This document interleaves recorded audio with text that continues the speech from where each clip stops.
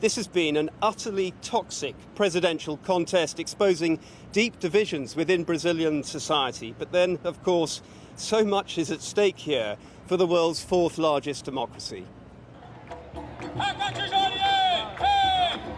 If dancing could help swing elections, then in Rio this weekend, those desperate to thwart the rise of the far-right populist Jair Bolsonaro were giving it their all. I'm here today because I believe in democracy, and I don't want that kind of guy to be the president of my country. That kind of guy is the 63-year-old ex-paratrooper Jair Bolsonaro. Pro-gun, pro-austerity, anti-Paris climate agreement, anti-abortion. Once a sideshow in Brazilian politics, now centre stage. The provocateur politician who says he'd be incapable of loving a gay child and who refuses to support equal pay legislation.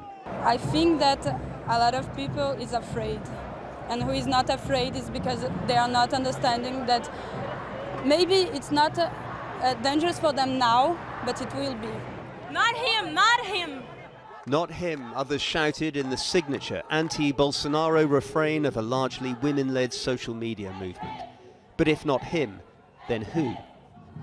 This man, Fernando Haddad, the Workers' Party candidate, the intellectual left-winger intent upon reversing Brazil's austerity agenda and Bolsonaro's dramatic rise. What do you think Haddad stands for that Bolsonaro doesn't? Everything.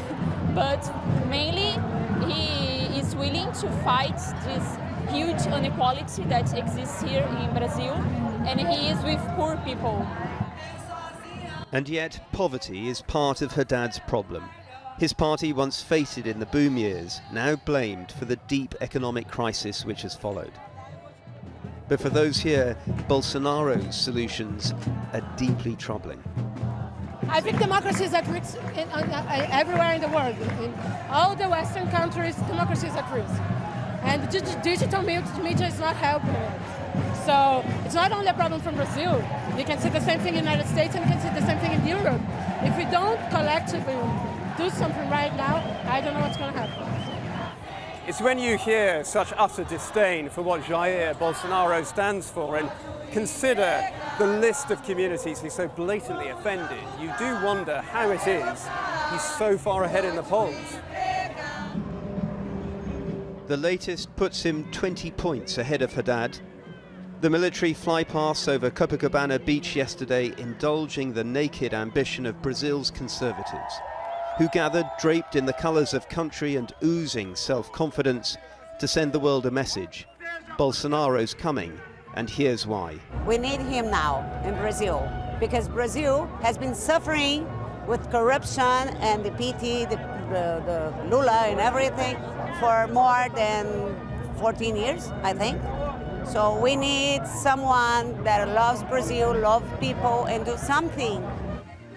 Lula da Silva, she mentions, parodied mercilessly here. The former left-wing Workers' Party president, once so popular, now languishing in a jail on corruption charges. This is a country weary of political scandals. Out PT! We hate PT!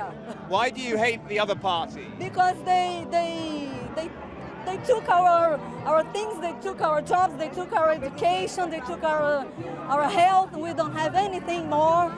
Ou vão pra fora, ou vão pra cadeia. Bolsonaro himself posted this on social media yesterday, a message to a rally in which he warns political opponents to leave the country or face prison. Lá em Curitiba.